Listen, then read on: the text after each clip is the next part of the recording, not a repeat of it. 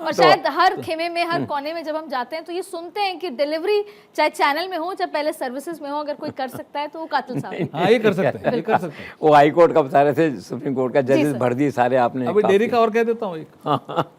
Dairy में ये जब थे तब उन्होंने कहा भी दूध की बिक्री बढ़ानी है जी तो कुछ लोगों की आदतें पड़ गई, नया साल आ रहा है, कुछ अलग तरह से पीने का करने का रिवाज बना होगा, जी आपने दूध शुरू कर दिया जी और दूध की बिक्री बढ़ गई। छाछ की, दूध की जो है। और सर एक गिलास दूध जरूर पिलाइए। बिल्कुल सर, ये कितना बड़ा एक विषय, और चेंज हो गया जी। हाँ, एक गिलास।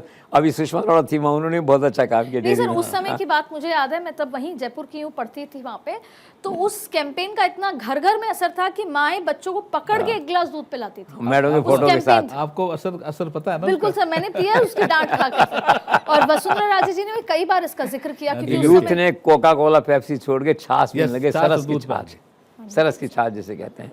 हाँ सर, वो बता रहे थे सुप्रीम कोर्ट के सारे पद भर दिए आपने, हाई कोर्ट के देखिए, भर दिए। हाई कोर्ट और सुप्रीम कोर्ट में पदों को भरने के लिए एक प्रक्रिया दी हुई है संविधान में, और उसके बाद एक कॉलेजियम सिस्टम आया। उसमें हाई कोर्ट में भी कॉलेजियम होता है, फिर हमारे पास प्रस्ताव आते हैं, फिर हम कुछ प्रक्रियाओं को पूरा करके फिर सुप्रीम कोर्ट भेजते हैं।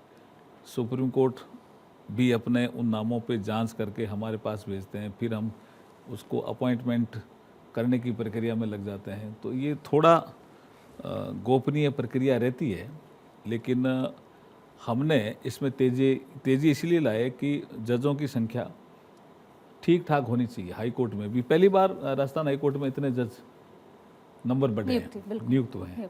ऐसे कई हाई कोर्ट हैं। सुप्रीम कोर्ट में भी शायद सब पद सुप्रीम कोर्ट में भी पहली बार इतने जो है जज, अब बढ़ोतरी भी की अभी हमने। तो ये जो बढ़ोतरी करना और फिर भरना प्रक्रियाओं को, ठीक है, थोड़ी कॉम्प्लेक्स प्रक्रिया है, समय लगता है, कंसल्टेशन प्रोसेस भी थोड़ा इसमें रहता है, लेकिन हमारे प्रधानमंत्री जी का ये मत रहता है कि इन पदों पे भर्ती जो है शीघ्रता से हो जाए तो बेटर है। इस काम को कोऑर्डिनेशन काम के नाते जाना जाता है, बहुत अच्छा। कोऑर्डिनेशन करना। तो कोऑर्डिनेशन की प्रक्रिया करने का काम हमें दिया, हम अच्छी तरह से निभाने तो का जैसे प्रयास आपकी करते हैं। डिलीवरी का जिक्र होता है, हाँ। शायद ये सारे काम भी एक डिलीवरी है कि कब से लंबित काम थे, और शायद नरेंद्र मोदी जी का भी के लिए भी डिलीवरी मैन उनको कहा जाता है। नहीं जैसे नहीं, आप सारे अक्सर- कोर्ट्स में जुडिशरी में वोट ऑफ एप्रिसिएशन है आपके लिए है। एक तो एक्सेस इजी है, कोई वो नहीं है, बिल्कुल सर। डिलीवरी है, ऊपर कोऑर्डिनेशन अच्छा है, तो ही डिजर्व से high vote of appreciation in judicial sector. हमारे जुडिशरी में 3 महत्वपूर्ण एक कंपोनेंट माने जाते हैं। लिटिगेंट जो कोर्ट में जाते हैं जी सर। किसी कारण से, एडवोकेट्स, तीसरे जजेस, तीनों के लिए भी अच्छा इंफ्रास्ट्रक्चर देना, अच्छी सुविधाएं देना, अच्छा वातावरण देना, इसके लिए भी सरकार ने प्रायोरिटी सेक्टर में काम करने का प्रयास किया और सबसे- टेक्नोलॉजी का यूज करके। और सबसे बड़ी बात है, कई बार हम देख पिछले वर्षों में सुप्रीम कोर्ट सरकार का टकराव होते होते बचा कई मुद्दों पे, वो तो बीते कल की बात हो गई। इतना अच्छा कोऑर्डिनेशन आपका। सर वो शायद आपके आने के बाद वो चीज़ बदल गई, उससे पहले था उस सुबह तक, और उस सुबह के बाद से शायद वो दोबारा सुनने को नहीं मिला, और इसीलिए सरकार को पता है कि कौन कैसे हैंडल कर सकता है उसके लिए। Perfect coordination between Perfect supreme court and law minister. एक चीज़ और सर मेरे दर्शक समझना चाहते हैं कि भारत में 25% से आम, सबसे ज़्यादा आम जो हैं वो उत्तर प्रदेश, फिर 21% आंध्र प्रदेश। ये सब होने के बावजूद भी जापान जब ये मना कर देता है कि हमें क्वालिटी कंट्रोल के नाम पर हम आपसे आम नहीं लेते, तो आपको लगता है कि इसमें कहीं ना कहीं हमें सुधार की ज़रूरत है और इसके लिए कोई एक्शन सरकार ले रही है? जापान है, बड़े देश कह देते हैं कि क्वालिटी कंट्रोल पे एक सवाल है, तो आपको लगता है कि अभी हाल ही में ऐसा हुआ, इस बार हमने जापान को आम नहीं दिए? देखिए, इस तरह की खाली आम में होती है ऐसा नहीं है। एपिडा जैसा एक ऑर्गेनाइजेशन है, छोटी छोटी चीज़ों पे भी कुछ कई बार देश कह देते हैं कि क्वालिटी, और फिर वो खड़ा रहता है सिर्फ। राइट। ये निश्चित रूप से जब से प्रधानमंत्री नरेंद्र मोदी जी बने, क्वालिटी पे जोर भी दिया है, जी। क्वालिटी पे जोर भी दिया हर तरह की। और जब कोई चीज़ कोई मनुष्य खाता है तो क्वालिटी पे तो कॉम्प्रोमाइज़ कर ही नहीं सकते ना, करना भी नहीं चाहिए, और इस दिशा में हम आगे बढ़ रहे हैं। कोई देश ये नहीं कह सकते कि भारत से जो कोई सामान आया है वो ठीक नहीं आया। बिल्कुल सर। जैसे सर आप आम को लेकर बस ये समझना चाहती हूँ कि ये क्रेज आपका अभी हुआ या बचपन से भी आप आम बहुत खाते थे? बचपन से भी तो आपका लव फॉर मैंगो था मतलब। था, बाल्टी में रख के खाते थे गांव में।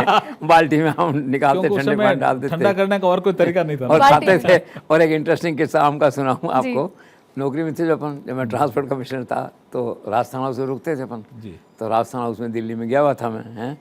तो जो कमरा मैंने खाली किया, उसके 15 मिनट बाद में उसमें पवन अरोड़ा एंटर हुए, उनको भी दिल्ली जाना था, ठीक है।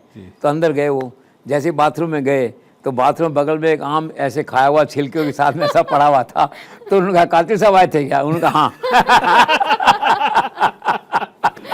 तो आम के साथ ऐसा समझ, ऐसी इमेज हो गई आम की। तो अभी भी आप ऐसे ही अभी ऐसे खाया, अभी उसी लिहाज से खा रहे थे। सर अभी उसी तरह हमने योगी जी को भी खाते देखा। नितिन नवीन यूपी गए थे दौरे पे। एक शायद कौन सा वो अच्छा याद दिलाया, बचपन लौटा दो करके हाँ, कोई लौटा दे मेरे बीते हुए कल। बचपन बस यही ना? यही सर पर जितना मैं समझ पा रही हूँ सर, मुझे लगता है कि आप आम या अलग अलग माध्यम से अपना बचपन रोज जी रहे भाई हैं। कारण क्या है कि दो बातें, स्वाद ही जीवन है और खबर ही जीवन है। Wonderful sir.